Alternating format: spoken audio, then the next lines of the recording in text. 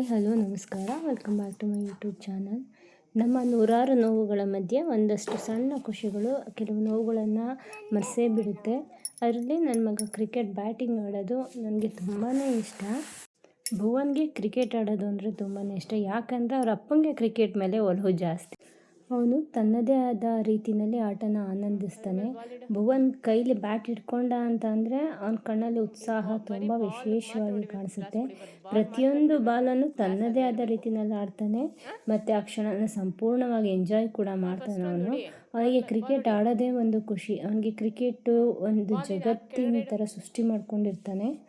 ನಾನು ಗೆಲ್ತೀನಿ, ನಾನು ಸೋಲ್ತೀನಿ ಅನ್ನೋದು ಯಾವುದೇ ಮುಖ್ಯ ಆಗಿರೋದಿಲ್ಲ ಅವನಿಗೆ. ಒಟ್ನಲ್ಲಿ ಆಟ ಆಡ್ತಿರ್ಬೇಕಷ್ಟೇ. ಅವನಿಗದು ಖುಷಿ ಕೊಡುತ್ತೆ. ಅವನು ಸಂತೋಷವಾಗಿರ್ತಾನೆ. ಅವನಿಗೆ ಆಟಿಸಮ್ ಇದ್ದರೂ ಕೂಡ ಅವನೊಳಗಡೆ ಒಂದು ಶಕ್ತಿ ಇದೆ, ಅವನಿಗೆ ಆಸಕ್ತಿ ಇದೆ. ಪ್ರತಿದಿನ ಅವನು ಹೊಸ ಪಾಠಗಳನ್ನು ಕಲಿಸುತ್ತೆ ಅವನಿಗೆ. ಅವನ ಪ್ರತಿಯೊಂದು ಸಣ್ಣ ಸಾಧನೆ ಕೂಡ ನಮ್ಮ ಕುಟುಂಬಕ್ಕೊಂದು ದೊಡ್ಡ ಸಂತೋಷವಾಗಿ ಕಾಣುತ್ತೆ.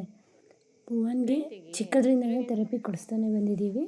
ಅದ್ರ ಜೊತೆ ನನ್ನ ಹಸ್ಬೆಂಡು ಅವನಿಗೆ ಯಾವಾಗಲೂ ಕ್ರಿಕೆಟ್, ಫುಟ್ಬಾಲ್ ಅವ್ರ ಕೈಲಿ ಏನಾಗುತ್ತೆ ಆ ಥರ ಎಲ್ಲ ಆ್ಯಕ್ಟಿವಿಟೀಸ್ನ ಮಾಡಿಸ್ತಾನೆ ಇರ್ತಾರೆ. ನನ್ನ ಕೈಯಲ್ಲಿ ನಾನು ಏನು ಮಾಡಿಸ್ಬೋದು, ನನ್ನ ಮನೆ ಕೆಲಸಗಳಲ್ಲಿ ಸಹಾಯ ಮಾಡ್ತೀನಿ ಅಂತ ಅವ್ನಿಗೆ ಇಂಟ್ರೆಸ್ಟ್ ಇದ್ದರೆ ನಾನು ಅವನ್ನ ಜಾಯಿನ್ ಮಾಡ್ಕೋತೀನಿ. ನನ್ನ ಮಗಳಂತೂ ನನ್ನ ಮಗನ ತುಂಬ ಚೆನ್ನಾಗಿ ಅರ್ಥ ಮಾಡ್ಕೊಂಡಿದ್ದಾಳೆ. ನಮ್ಮ ಅಣ್ಣನಿಗೆ ಓಡಾಡೋಕ್ಕೆ ಸ್ವಲ್ಪ ಕಷ್ಟ ಆಗುತ್ತೆ ಅಂತ ಅವನಿಗೆ ಬಾಲ್ಗಳು ಎಲ್ಲನೂ ಎತ್ಕೊಬಂದು ಕೊಡ್ತಾಳೆ. ನೆಕ್ಸ್ಟ್ ಅವನು ಹೊಡಿಯೋಕ್ಕೆ ಸಹಾಯ ಆಗಲಿ ಅಂತ. ಮಕ್ಕಳ ಮನಸ್ಸಲ್ಲಿ ಕೋಪ, ದ್ವೇಷ ಹೆಚ್ಚು ಕಾಲ ಉಳಿಯೋದಿಲ್ಲ.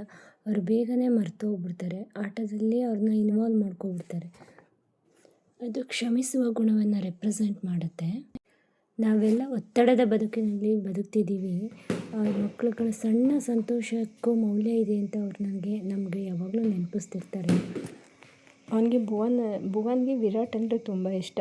ಅವ್ನು ಯಾವಾಗಲೂ ಟಿ ವಿನಲ್ಲಿ ವಿರಾಟ್ ನೋಡ್ತಾಯಿದ್ರೆ, ಕ್ರಿಕೆಟ್ ನೋಡ್ತಿರ್ತಾನೆ ಜಾಸ್ತಿ ಅವನು ಟಿ ವಿನಲ್ಲಿ. ಅವ್ನು ಕೇಳ್ತಿದ್ದ, ಅಮ್ಮ ನನ್ನನ್ನು ಈ ಥರ ಟಿ ವಿನಲ್ಲಿ ಬರಬೇಕು, ನಾನು ಈ ಥರ ಆಡಬೇಕು, ನೀನು ಈ ಥರ ಮಾಡು ಅಂತ ಡಿಮ್ಯಾಂಡ್ ಮಾಡ್ತಿರ್ತಾನೆ ಯಾವಾಗ್ಲೂ. ನಾನು ಆಗ ಯೋಚನೆ ಮಾಡ್ತಿರ್ತೀನಿ, ಹೆಂಗಪ್ಪ ಇವನ್ನ ಈ ಥರ ಮಾಡೋದು. ಒಂದು ಪ್ರಾಬ್ಲಮ್ ಅಂದರೆ ಅದಕ್ಕೊಂದು ಸೊಲ್ಯೂಷನ್ ಅಂತೂ ಇದ್ದೇ ಇರುತ್ತೆ. ಅದಕ್ಕೆ ದಾರಿ ಅಂತೂ ನಾವು ಕಂಡ್ಕೋಬೇಕು. ನಾನು ಅದಕ್ಕೆ ಈ ಥರ ದಾರಿನ ಅವ್ನ ಖುಷಿಗೋಸ್ಕರ ನಾನು ಒಂದು ಚಾನಲ್ ಮಾಡಿದ್ರೆ ಅವ್ನು ಟಿ ವಿನಲ್ಲಿ ಬರ್ತಾನೆ. ಅವಾಗ ಅವ್ನಿಗೆ ತುಂಬ ಖುಷಿಯಾಗುತ್ತೆ. ಈಗ ಅವನು ನೋಡಿಕೊಂಡ್ರೆ, ಅಮ್ಮ ನಾನು ಬರ್ತಿದ್ದೀನಮ್ಮ ಅಲ್ಲಿ ಅಂತ ಅವನಿಗೆ ತುಂಬ ಖುಷಿಯಾಗುತ್ತೆ ನೋಡೋಕ್ಕೆ. ಆದರೆ ಮತ್ತೆ ಇನ್ನೊಂದು ಡಿಮ್ಯಾಂಡ್ನ ಹಿಂದೆಯೇ ರೆಡಿ ಮಾಡಿರ್ತಾನೆ. ಭುವನ್ ಯಾವಾಗಲೂ ಕೇಳ್ತಿರ್ತಾನೆ, ವಿರಾಟ್ ಕೈಯಲ್ಲಿರೋ ಟ್ಯಾಟೂ ಥರ ನನ್ನ ಕೈಗೂ ಹಾಕ್ಕೊಡು. ಯಾವಾಗಲೂ ಕೇಳ್ತಾನೆ ಇರ್ತಾನೆ, ಟ್ಯಾಟೂ ಹಾಕು ಬೆಳಗ್ಗೆ ಸಂಜೆ ಮಧ್ಯಾಹ್ನ. ನಾನು ಹಾಕ್ಕೊಡ್ತೀನಿ ಅಂತ ಮುಂದೆ ತಳ್ತಾನೆ ಇದ್ದೀನಿ. ಸಣ್ಣ ಪುಟ್ಟದಾಗಿ ಬರ್ಕೊಡ್ತಾನೆ ಇರ್ತೀನಿ ಡೈಲಿ. ಆದರೆ ಅವ್ನಿಗೆ ಅದು ಇಷ್ಟ ಆಗೋಲ್ಲ. ಅವ್ನ ಕೈಯಲ್ಲಿ ಯಾವ ಥರ ಇದೆ ಅದೇ ಥರ ಟ್ಯಾಟೂ ನಾನು ಹಾಕಬೇಕಂತ ಅವನಿಗೆ. ಅದಕ್ಕೆ ನಾನು ಒಂದು ದಿನ ನಿನಗೆ ಹಾಕ್ಕೊಡ್ತೀನಿ ಅಂತ ಅವನಿಗೆ ಪ್ರಾಮಿಸ್ ಮಾಡಿದ್ದೀನಿ. ನಾನು ಮುಂದಿನ ದಿನಗಳಲ್ಲಿ ಹಾಕ್ತೀನಿ ಟ್ಯಾಟೂನ. ಅವನಿಗೆ ವಿರಾಟ್ ಕೈಯಲ್ಲಿ ಯಾವ ಥರ ಇದೆ ಟ್ಯಾಟೂ ಒಂದು ರೇಂಜ್ಗೆ ಹಾಕೋಣ ಅಂತ ಅಂದ್ಕೊಂಡಿದ್ದೀನಿ. ಟ್ರೈ ಮಾಡ್ತೀನಿ ನಾನು.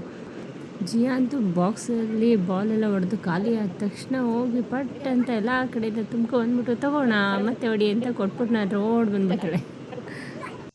ಅವಳಿಗೆ ಚೆನ್ನಾಗಿ ಗೊತ್ತು ಬ್ಯಾಟಿಂಗ್ನ ಒಂದು ಅಣ್ಣ ತುಂಬ ಫೋರ್ಸಾಗಿ ಹೊಡಿತಾನೆ, ನನಗೆ ಏಟಾಗಿ ಬಿಡುತ್ತೆ ಅಂತ.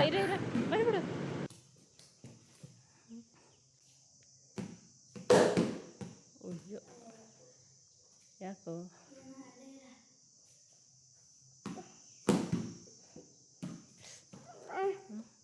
ಹೊಡೆದು ಬಿಡ್ತಾನೆ ಅಂತ.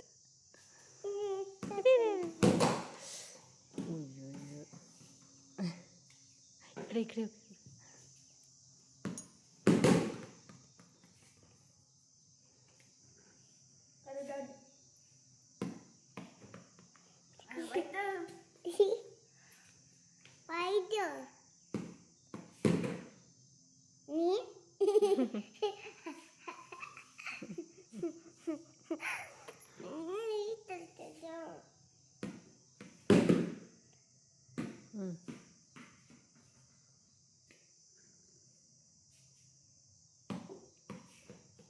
ತಪ್ಪು.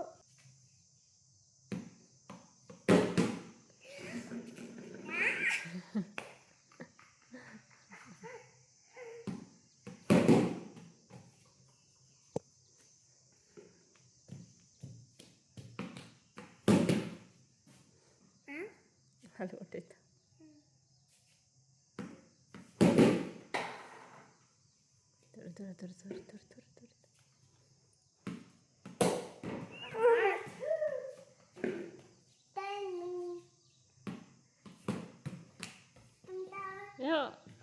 ಅವ್ನು ತುಂಬ್ತಾನೆ ಬಾ. ಏ ತುಂಬ್ತೀಯಾ ಹಾಂ